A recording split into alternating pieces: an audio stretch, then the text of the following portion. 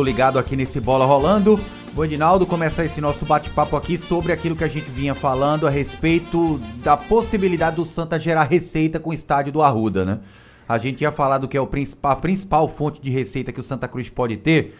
Claro que pode ter também essa receita do jogo da seleção feminina, seleção brasileira, né, que vai disputar as Olimpíadas, mas aí a gente deixa isso como uma possibilidade, nada que seja ainda concreto para o Santa Cruz poder se amparar, digamos assim, ou ter a certeza de que esse dinheiro vai entrar no Santa Cruz. Mas eu procurei saber, Edinaldo, das possibilidades que a gente vinha ventilando aqui, do Sport mandar jogos da Série B no Arruda, do próprio Retrô mandar jogos da Série D também. E o mais palpável que o Santa tem hoje de geração de receita com a Arruda é com a Federação Pernambucana de Futebol na Série A2 do Campeonato Pernambucano. No início do segundo semestre, vamos colocar dessa forma, nessa data aproximadamente. Porque já existe um contato da federação com o Santa, como é que tá o Arruda, para mandar jogos da Série A2, da mesma forma como foi, por exemplo, na Série A2 do ano passado, alguns jogos acontecendo no José do Rego Maciel e a federação pagando pelo aluguel por jogo e o Santa com essa receita, cuidando da manutenção do estádio, manutenção da sua sede social. Sobre o esporte, o Yuri Romão chegou a falar em algumas entrevistas, né, a respeito de arena, de ilha, disso, daquilo. Nenhum avanço foi dado desde aquele primeiro contato. Foi um contato que veio do esporte ao Santa Cruz, quando representantes do esporte perguntaram para representantes do Santa Cruz a possibilidade do Santa ceder, de maneira alugada, claro, o Arruda para jogos do esporte na Série B, em determinadas partidas e situações. Por exemplo, eu até citei há pouco tempo atrás, um jogo no fim de semana na arena, mas um jogo de terça-feira, 9h30 da noite, que é complicado para o torcedor chegar na arena, sair da arena, em jogos de grandes proporções, teria aquele trânsito, o torcedor chegaria em casa só 2 da manhã, o que afasta bastante a torcida, do esporte poder mandar no Arruda, que é muito mais fácil de acesso e tudo, né, chegar no Arruda. Então, não houve nenhum passo dado nessa conversa entre Sport e Santa Cruz. Você quer ver um exemplo? Esse jogo de sexta-feira, por exemplo. 7 da noite, né? Verdade. Uma sexta-feira. O cara que larga 6 da noite e trabalha no centro da cidade, ou trabalha na Zona Norte, ou até em Boa Viagem, Zona Sul, qualquer lugar, pro cara sair de 6 da noite, no trânsito que Recife tem, na região metropolitana, às 6, pra chegar às 7 pelo amor de Deus. Então esse é o tipo do jogo que poderia ser no Arruda. Verdade, concordo plenamente. Sem dúvida nenhuma, isso já poderia ter sido iniciado. Eu torço para que haja realmente essa possibilidade, um pouco mais de boa vontade para botar esses jogos lá no Arruda, porque um jogo como esse de sexta-feira, repito, seria o ideal para você fazer esse jogo no Arruda. O Sport jogaria lá com absoluta tranquilidade e facilitaria a vida do torcedor rubro-negro. Aumentaria, vamos lá, se esse jogo aí, eu escutei atentamente o seu debate com o Boris, se esse jogo aí é para 15, 16 mil torcedores, no Arruda pode colocar 5 mil a mais, 4 mil a mais, que é aquele pessoal que trabalha que não vai ter tempo, né? No mínimo. Que não vai ter tempo para chegar na arena. Então é o fator complicador sim, esse horário de 7 da noite.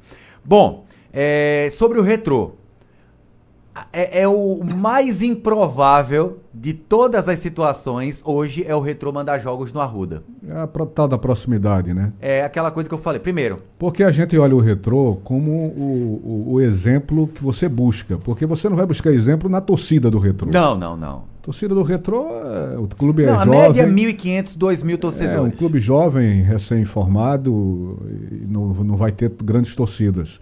Mas essa localização que você tem alertado sempre aqui, do Retrô estar próximo à arena, eu já acho um dado dificultador para o Retrô trazer jogos aqui para o Arruda. Primeiro ponto é esse, a questão de comodidade e rapidez. As pessoas ligadas ao Retrô já me falaram, Igor, o equipamento é maravilhoso da arena, mas todo mundo sabe que é complicado quando se tem um público bom. O Retrô, para botar público bom na Série D, é algo muito raro. Então o Retrô, para sair do CT, para chegar na arena, é coisa de 10, 15 minutos no ônibus da delegação. A arena, como equipamento, conforto para delegação toda, jogador, comissão técnica, diretoria, departamento médico, tudo, isso aí a arena oferece. E outro fator que é preponderante. Sabe quanto o Retrô paga para jogar na Arena por jogo? R$ 9.250. Quanto seria no Arruda? R$ 9.000. O Retrô paga R$ 9.250 para jogar na Arena, mandando jogo na Arena, porque a Arena só precisa abrir em jogos do Retrô 2 setores. O máximo 5.000 torcedores. Eu achei barato demais. O que diminui muito o custo. Mas agora está você... explicado, né? Você utiliza uma pequena parte do estádio, né? Exato, você abre 2 setores da Arena, o máximo de 5.000 torcedores. É óbvio que a partir do momento em que você abre, vamos lá, 5.000 torcedores, a gente está falando de um universo de 5.000, de um público máximo de 45. 1/9 da capacidade da Arena, quase que 10%. Então, porque óbvio que diminui muito o custo. Na minha cabeça, né? Para abrir aquela Arena, você não abre por menos de R$ 50.000. Aí em jogo... Em sua totalidade. Totalidade, né? perfeito. Sua totalidade. Em sua totalidade, aí beleza, 35 mil, 40, 50, por aí. Agora, pro Retrô custa R$ 9.250, porque o Retrô só precisa de 2 setores abertos, no máximo de 5.000 torcedores por jogo. Como o Arruda, pro Retrô, custaria em torno de R$ 9.000... Só que com o jogo todo aberto, né? Tudo aberto. Tudo aberto. Só que o Retrô sabe que não vai ter mais de 5.000 torcedores em jogos da Série D. Você jamais teria isso, né? Então é por isso que eu explico, por isso que eu estava em busca desses números, que é para explicar o porquê pro Retrô vale a pena continuar na Arena. Né? Até questão do gramado do CT, mais parecido com o gramado da Arena, apesar do gramado do Arruda ser um tapete, enfim, tem todas essas situações. Bom, Ed, partindo agora para Campo e Bola, Pedro Bortoluso, que rescindiu o contrato com o Santa, já tem clube novo, viu? Série B, é? Não, Série B não. C, é? Também não. Série D. Série D. Pedro Bortoluso rescindiu amigavelmente com o Santa, vai jogar a Série D na Inter de Limeira. Sabe quem é o técnico da Inter de Limeira? Sim. Júnior Rocha, ex-técnico do Santa. Sabe quem também tá na Inter de Limeira? Tô esperando você dizer o Xim, que aí começa. André Luiz, goleiro que começou a temporada como titular do Santa e no decorrer do Pernambucano viu o Cascavel negociar os seus direitos com a Inter de Limeira e ainda não estreou. E o Pedro Bortoluso hoje foi anunciado pela Inter de Limeira para a disputa da Série D do Campeonato Brasileiro. É sempre bom lembrar que o Santa negociou seus 2 centroavantes desse Campeonato Pernambucano. 3, se a gente colocar o Gabriel Cardoso, que foi para o Petrolina emprestado pelo Afogados. O Pedro Bortoluso não tem nenhum vínculo a mais com o Santa Cruz. Não tem um vínculo mais com o Santa. Qualquer coisa que ele faça na Série D, 10, 20 gols, nenhum gol que Eles seja... chegaram a um acordo, né? não reflete mais nada no Santa. Entretanto, se o Gilvan faz uma boa Série D, é bom pro Santa, bom pro atleta e até existe a abertura da possibilidade de uma negociação em definitivo com o Gilvan. Claro que é um atleta de 31 anos, é mais difícil negociar o Gilvan. Mas é outro que não tem vínculo nenhum. Esse tem. Gilvan tem? Gilvan tem. Tem contrato com o Santa até o fim do Pernambucano do ano que vem. Então o Gilvan foi pro Sergipe, que também é comandado por ex-técnico do Santa, o Marcelo Martelotti. Vai estrear provavelmente o Gilvan nesse fim de semana no jogo entre Sergipe e Asa, jogo que acontece sábado, e é óbvio que o Departamento de Futebol do Santa vai monitorar partida por partida da Série D os atletas que ainda pertencem ao Santa, os ativos financeiros do Santa. Sabe quem também pode estrear no fim de semana, se for regularizado até sexta? O Matheus Melo. Se esperava que Maranhão, ele aliás, no Amazonas. No Amazonas. Se esperava que ele ficasse no banco contra o Sport, no jogo em que o Sport venceu em Manaus o Amazonas 3-2, não ficou, mas o Amazonas joga sábado no Rei Pelé contra o CRB. Se o Matheus Melo for regularizado até sexta, joga, ou pelo menos fica no banco nesse elenco do Amazonas, e é um ativo dos mais valiosos que o Santa tem hoje, dos ativos financeiros do elenco profissional. Quem também pode estrear no fim de semana, o zagueiro Ítalo Melo, emprestado ao Craque, ou o Rock Kennedy, emprestado ao Fluminense do Piauí. Ed, uma última informação. O Matheus Matias, que se desvinculou do Santa antes do início do Campeonato Pernambucano por conta daquele problema cardíaco, você vai lembrar, né? O Matheus Matias teve problemas cardíacos diagnosticados pelo Santa, precisou passar alguns meses fora de atividades físicas para ver como é que estava essa anomalia dele, essa anomalia cardíaca que ele teve. E está recuperado, graças a Deus, o Matheus Matias. Autorizado a continuar a carreira e vai jogar a Série D pelo Potiguar de Mossoró, o time que revelou o Matheus Matias junto com o ABC, né? Ele é de Mossoró, jogou pelo ABC, apareceu, foi vendido ao Corinthians, mas tem a sua história com o Potiguar de Mossoró, que é onde vai jogar a Série D do Campeonato Brasileiro. Ed, agora falar de recuperação judicial, escutando o Lucas Cavalcante falando da situação da RJ do Santa Cruz. Não, é como eu disse, uma recuperação judicial é um processo que esse prazo aí que existe é de uma proteção que a lei traz, mas ainda não tem uma assembleia marcada, justamente porque está existindo esse ambiente e a gente tem respeitado todos os prazos, todos os compromissos, todas as conversas, negociações. Então, hoje, um ambiente é de conversa, diálogo, para equacionar os interesses dos credores, em sua maioria trabalhistas, para que a gente consiga criar um plano que caiba dentro da capacidade de pagamento do Santa Cruz. Então, não tem nada em atraso hoje. Hoje a gente está cumprindo tudo o que é necessário fazer. E é um trabalho assim, de construção, de muito esforço, um esforço diário para equalizar todos os interesses. E como a gente disse aqui, a ideia de Bruno e dos outros presidentes também, a ideia do clube, de forma geral, resolver o passado e o futuro do clube. Então, resolver a dívida é algo importante dentro desse trabalho de reconstrução de Santa Cruz. Pronto, aí então o Lucas Cavalcante falando da recuperação judicial do Tricolor, Edinaldo. Ok, Igor? Ok, Ed. Aí, portanto, o Tricolor Pernambucano, você acaba de acompanhar a quarta-feira Tricolor aqui no Bola Rolando. São 7 da noite, 12 minutos.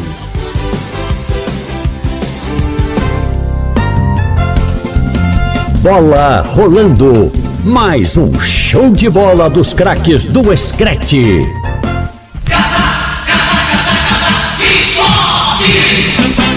Os instantes finais no Bola Rolando, Esporte Clube do Recife, Leonardo Bori. Vou subir um pouquinho a minha expectativa de público para 18 mil torcedores, já que agora há pouco o Sport divulgou uma parcial de 10.011 ingressos vendidos.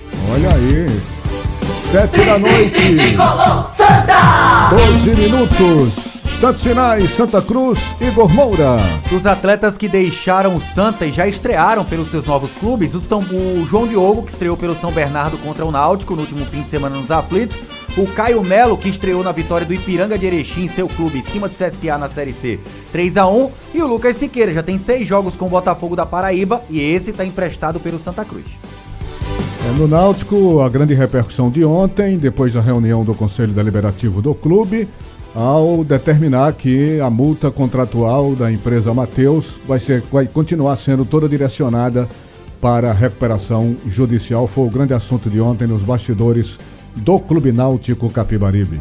7 da noite, 13 minutos na capital pernambucana. Fim do Bola Rolando. Na sequência, emendadinho aqui com o Bola Rolando, o debate do assunto é futebol e nós voltamos daqui a pouco.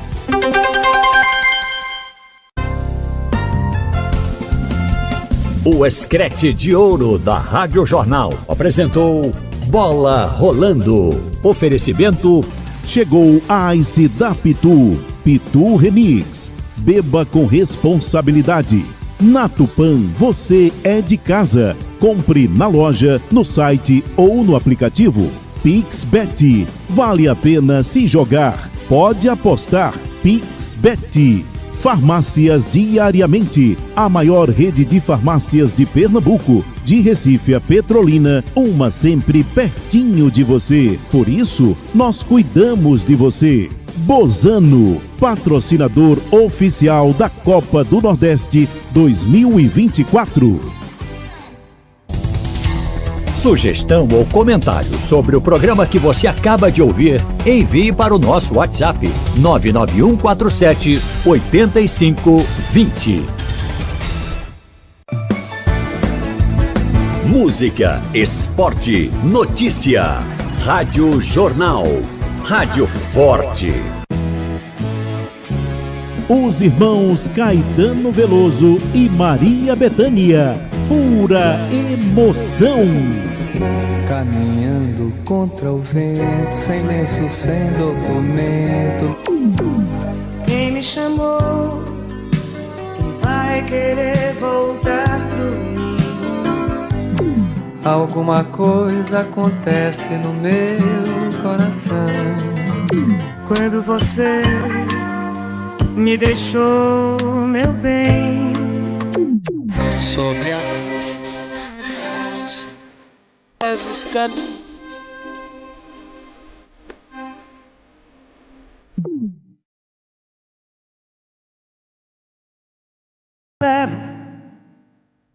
Porque já chorou.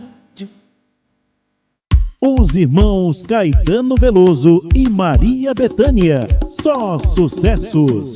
Nesta quinta, das 9 à meia-noite no Movimento. Apresentação Edinaldo Santos. Um amor assim delicado, você pega e despreza. Rádio Jornal. Rádio Jornal. Pernambuco falando para o mundo. Histórias da Copa América.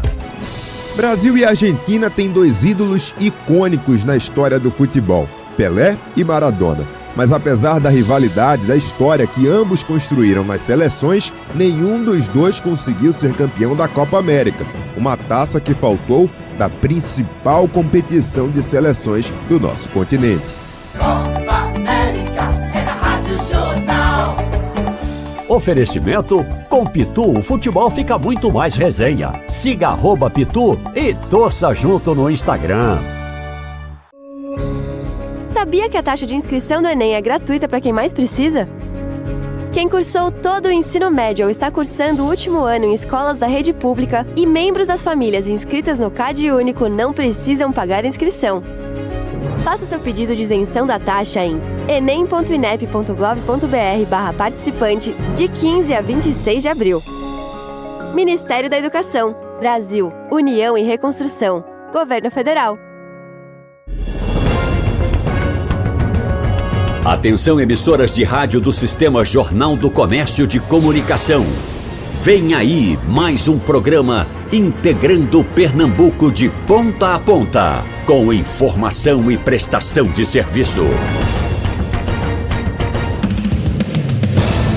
No ar, mais um programa via satélite com qualidade digital.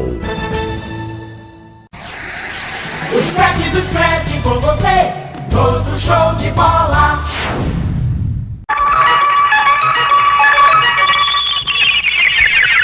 Agora 7 da noite, mais 18 minutos. A Rádio Jornal apresenta Movimento Esportivo. Debate. Edinaldo Santos.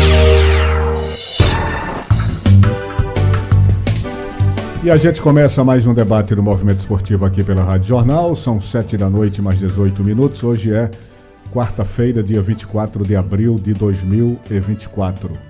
Rapaz, quem esteve na CPI da manipulação de jogos e casas de apostas no Senado foi esse norte-americano John Textor, que é o dono do Botafogo. E ele foi lá, foi convocado pela CPI, foi lá, como todo mundo sabe, ele anda dando declarações, né, o tempo todo de que está havendo manipulação de resultados em alguns jogos, principalmente com participação do Botafogo, que o Botafogo está sendo prejudicado. Ele tem falando isso há muito tempo, fazendo declarações desse tipo, de fraudes, de corrupção no futebol brasileiro. Então ele foi convocado na última segunda-feira para ir lá na CPI, e começou dizendo: olha, vocês não se surpreendam, porque esse tal de manipulação de resultado é uma coisa hoje que acontece no mundo inteiro. Mas ele fez questão de dizer, principalmente aqui no Brasil, e aí ele tem razão, porque até a gente comentou isso no último domingo, aqui no Domingo Esportivo, realmente o Brasil continua sendo o país onde acontecem mais suspeições de manipulação de resultados nos seus jogos. Para vocês terem uma ideia, a Sport Radar, que é uma competente empresa que faz um trabalho de integridade, de competitividade e monitoramento de jogos e casas de apostas, colocou o Brasil só no ano passado com 160 jogos suspeitos de manipulação de resultados. E essa Sport Radar é uma empresa de grande credibilidade, é parceira da FIFA, é parceira da UEFA e é parceira também aqui da CBF, principalmente nessa questão. Mas o que é que foi fazer lá o John Textor, em pleno Senado da República Brasileira? Ele disse que tem um relatório, inclusive levou esse relatório, que na visão dele é um relatório consistente daquilo que ele declara, daquilo que ele está acusando de fraude, corrupção e manipulação de resultados em jogos do Campeonato Brasileiro, principalmente na Série A. Só que ele não abriu o relatório na reunião do Senado, né? Ele mostrou o relatório, mas a alguns senadores numa reunião secreta. E não mostrou na reunião principal porque ainda é segredo de justiça. O relatório dele ainda está sob segredo de justiça. Mas ele se reuniu numa sala secreta com alguns senadores, entre eles o presidente da CPI, que é o conhecido Jorge Cajuru, que é jornalista, que é radialista e virou senador. E segundo os senadores que participaram dessa reunião secreta, há consistência no relatório dele, porque não há só indícios, há imagens também que ele deixou lá acoplada ao relatório para os senadores. Ele, quando fala de arbitragem, fala com muita contundência, aponta nomes, diz que os erros dos árbitros que ele está mostrando não são erros de regra, mas são erros intencionais, fez questão de colocar isso, e colocou que a arbitragem brasileira é uma caixa preta que precisa ser aberta urgentemente, que há muita corrupção nas indicações de árbitros no futebol brasileiro. E citou nomes de alguns árbitros, entre eles o conhecidíssimo Rafael Claus, que a gente pode botar na conta de ser um dos melhores árbitros do atual futebol brasileiro, né? O Rafael Claus. Mas ele citou o Rafael Claus como um dos envolvidos nessa questão da arbitragem. O Rafael Claus, numa reunião hoje, e aí eu não vi porque eu estou aqui no ar, mas daqui a pouco eu vou verificar, uma reunião que aconteceria hoje na CPI do Senado por volta das 15 horas, para convocar Rafael Claus para a CPI. A reunião ficou marcada para as 3 horas da tarde de hoje, eu não tenho o resultado dela ainda. Quem sabe até o final aqui do programa a gente tenha a informação se Rafael Claus foi ou não convocado para dar um depoimento na CPI. E não foi só o Rafael Claus convocado, não. Foi a árbitra de vídeo Daiane Caroline Muniz dos Santos, que curiosamente em todo o jogo de Rafael Claus ela está como árbitra de vídeo. Eu não sei, Igor e Marcelo, se é normal um árbitro, quando atua no jogo, ter a mesma árbitra de vídeo, porque eles atestaram que nos últimos jogos que Rafael Claus está trabalhando, tem essa Daiane como árbitra de vídeo. Eu acho que não necessariamente, né? Vocês têm algum conhecimento de que há uma relação nisso ou não? Acredito que, boa noite, Edinaldo, boa noite, Igor. Pois não, Marcelo. Já era uma praxe, tanto das federações quanto da Confederação Brasileira de Futebol, porque dá um sentido de equipe, de entrosamento. Agora, se for além e se for comprovado que tem situações como essa... A CPI está dizendo que nos últimos 5 jogos de Rafael Claus ela estava presente como árbitra de vídeo. Ela é São Paulo, né? Não sei. São Paulo, né? São Paulo. Os últimos 5 jogos do Rafael... Não deu para completar 5 jogos de Rafael Claus no Campeonato Brasileiro, porque ainda estamos na 3ª rodada do Brasileiro. E o Rafael Claus é árbitro de São Paulo. Ou seja, apitou no Campeonato Paulista. E quando vai apitar jogos da Libertadores